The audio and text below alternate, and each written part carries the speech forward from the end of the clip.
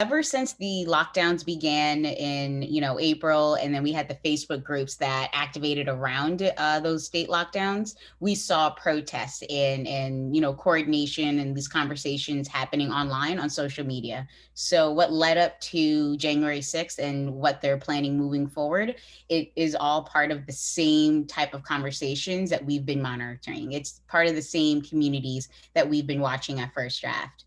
The I guess more specifically, the buildup towards the U.S. Capitol, planned protests, and then the statewide or nationwide protests at different state capitals. It is very familiar to what we saw in the spring, in that there needs to be a online to offline movement that pushes action based off of a political desire, a political goal, an objective. And in the spring, it was about, business, economics, and then it became constitutional and liberty rights. This time around, it is now about election fraud, and the election has been stolen. And we saw again in spring, people were activated based off those beliefs. They are activated again based off of, unfortunately, more threatening and violent beliefs. And you mentioned how these groups are planning to come out over election fraud and they believe the election is stolen. What is your take on how you believe sort of this disinformation has played a role in this, with a large group of people in our country believing that the election was stolen, even though it's been certified? There's always a natural inclination to not want to believe what's going on when you don't agree with it. Unfortunately, when it's disinformation, there's now an avenue and a presentable scope of evidence that aligns with people's beliefs. So, whether or not that evidence is factual, if you feel that this is what's happened, this is the truth, you're going to be more inclined to believe it than not. And unfortunately, there were, maybe not unfortunately, but there were several, million people, 74 million, I believe, that voted for President Trump. And this is what they want to have. And unfortunately, when you don't get what you want and disinformation slides in, it does allow for that disassociation with reality that then fuels these conversations online. So disinformation played a pivotal role in what has led up to what we saw last week. Because if you can't relate to what reality is because it doesn't align with what you believe, you may in fact take the next step and do something about what you think is unfair or what you thought was stolen. And we saw last week how dangerous that disinformation played. We saw how dangerous everything played out, and we saw the end result of it that did not turn out so well. And I feel like it's concerning to me, at least personally speaking, to read over this FBI bulletin, knowing that this maybe is not just a one isolated incident, that this could actually be continuing through the weekend over not just one day, but multiple days. In the groups that I've been monitoring and the platforms that First Draft monitors overall, it has been an unfortunate, disturbing increase of activity around people who are reacting to what happened on January 6th, and more specifically saying, this isn't the end, this is the start. They want to do more, unfortunately, because they do feel and believe that the reality that has been presented to them is not true. And this is probably more so for a sociological approach or psychological approach to understand where that disconnect is coming in and how it's creating, in real life responses. But we have seen this, this activity, not just on Parler. We've seen, screenshots of flyers saying, refuse to be silenced. We have to unite, with, different lists of where these people, want to go, where they should be activated. And it's not, outside of American history that there's, activation, coordination, and then mobilization to protest on behalf of what you believe or what you think is wrong, what needs to change. And unfortunately, the methodology being supplanted through these off-base platforms like Parler, MeWe, Telegram, it's no longer based around the peaceful approach, because a lot of individuals and influencers within these spaces who do believe that the election was stolen are activated to the point of we have to do everything we can to get what we want. Wow. But one thing you said that totally stuck out to me was what you're hearing online. These people are Mhm. saying this isn't the end, this is the start. Correct. When it comes to, there's a lot of nuance when it comes to dis and misinformation, and especially in these, like I said, offbeat spaces like Telegram, where you have one channel where it may just be conversation. There could be another channel where it's just disinformation, where they're sharing conspiracy theories and saying, well, what can we do about this? How can we do something about this? In terms of what happened at the Capitol, it's more so related to we need to do something about what happened because they're still doing it. It's not Wednesday was done because we accept reality. It's we tried on Wednesday. What else can we do? And it may not necessarily, and I can't say for sure, I'm not, part of these communities. I observe these communities and conversations, and I'm not in the intelligence sector, so I don't know as much as say, others might. But from what I've seen and read online, there are individuals, groups, influencers who are saying that, have faith in the president. We're still going to do what we can to make sure that whatever it is that they believe should happen should happen. Wow, that is fascinating to hear. Really fascinating. Even fascinating to hear you call them influencers. I'm like, what? Um, so with that being said, are you able to provide any context on who some of these groups are that we can expect to see at some of our state capitals? Like in California, we have seen the group called the Proud Boys. We've seen them out Hmm. almost every weekend since the election.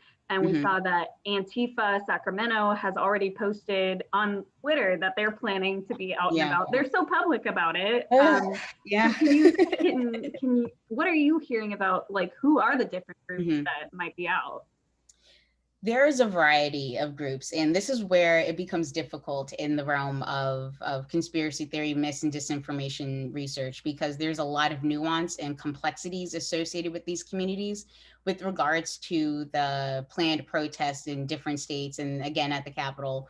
It could very well be an overlap of, pro-life groups who want to show their support for the president. It could be the anti-vax communities that want to come out and protest against, additional lockdowns. There's a lot of intersectionality when it comes to different groups, just like it is on the progressive or the left, side, that there is overlap in these communities. And if you're able to mobilize around one issue, and this is something that, connects these groups, they could very well come out. When it comes to the more extremist groups, like you said, Proud Boys to Antifa, they are a little bit more forthcoming about their presence online. They want to have more influence. They want that attention. It is difficult to pinpoint who is actually who they say they are online. As much as we try to digitally verify who people are online, sometimes they are able to play the game, so to speak, and act like they're someone when in reality they're someone else. So it'll be unfortunately difficult to determine exactly who will be present at these protests, but I think we should expect a wide spectrum of groups to be participating. And then one maybe thing I wanted to touch on was maybe the difference between what we saw on January 6th compared to what we might be seeing over the weekend or on Inauguration Day. Like on January 6th, we saw all these people travel to DC specifically, like, the guy arrested in Florida for taking part in taking all those photos inside the Capitol. So we saw all these people from maybe potentially extreme groups travel to DC. But now with this bulletin, now it's saying, well, it's going to happen or it could happen in every state. So maybe they won't be traveling. Do you think that says something, or what do you think that says, like, about, are these groups, are we just seeing local groups coming to our own capitals, or what can you say about maybe the differences? I think you were right in pointing out that what happened on January 6th and the rally beforehand was advertised as everybody come here, this is where we're gathering. For the statewide protests, it's similar to the anti-lockdown, the anti-quarantine protest that happened over spring, where you had, people gathering in Michigan, Ohio, Virginia. Like it was more widespread because that's how it was marketed. And you can look back, rather, through reports, through social media, to see like, well, how did those events turn out? Who attended those events? And you can likely expect to see those groups showing up in those spaces. Now, that's not to say that there won't be groups that return to the Capitol.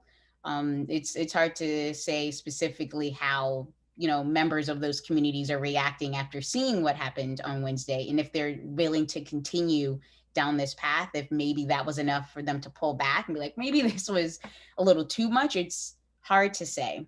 Especially now with like Parler going down, what are those conversations looking like now? It's difficult to say. And kind of sort of jumping off the I know you mentioned Parler.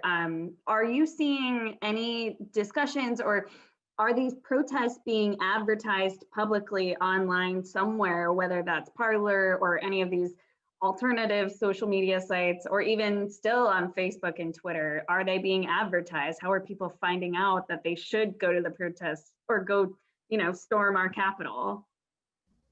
Well, I won't necessarily like name specifically because I would rather not amplify where these spaces are. But yeah, there are still alternative online spaces that allow these, conversations and coordinations to still happen. Now, it's not as prominent because these are alternative platforms and they, they give that space, but they may not necessarily be as approachable. So some of these websites may have server issues just because of how the platform is run, where you try to log in and it crashes or something on those levels. So it may be more cumbersome to try to access these platforms, but there was discussion just from the nature of my job while observing and doing that research is that yes, there is still a continuation. There were people who were sharing, follow me here, come join me on this website. Somebody even had like text this number and you can get my newsletter. Like, so they were trying to put out different threads to stay connected with the community, knowing that Parler was going down today. And any idea of maybe what they're saying online with mentioning trying to storm the Capitol? Are they saying like we need, or does that just kind of jump off of what you had mentioned earlier of how, this isn't the end, this is the beginning? Are they just inviting people, hey, come to the Capitol with me, we can't let this down? I'm just curious to see what they're saying. When it comes to digital culture, a lot of times it's, memes, it's hashtags, it's trying to get people activated, trigger you emotionally, whether it's, get you happy, afraid, angry.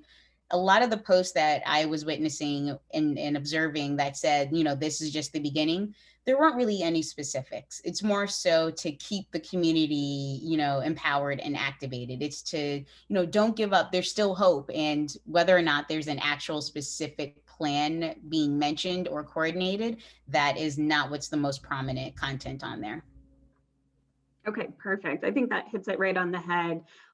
Anything else you want to add about this, or anything else you're seeing or hearing, any other context you want to help us give with this story? It's very complicated seeing right now, online and offline. The complications of the online world when it comes to how these conversations are being had, now that they've lost a lot of access in that platform, it doesn't necessarily mean that these conversations will end, that these communities will end. There will always be some alternative that pops up that allows them to continue having these conversations. And these all platforms that do exist, the ones that haven't been deplatformed or lost their web services, they are the alternatives for people who may have just been down the middle. If they end up in these fringe spaces and are exposed to hateful ideologies and white supremacy content, that's not good for their own information diet, and nor is it, it's not a positive looking expectation moving forward if this is the type of content that they will now be exposed to as they move further and further to the fringes of social media.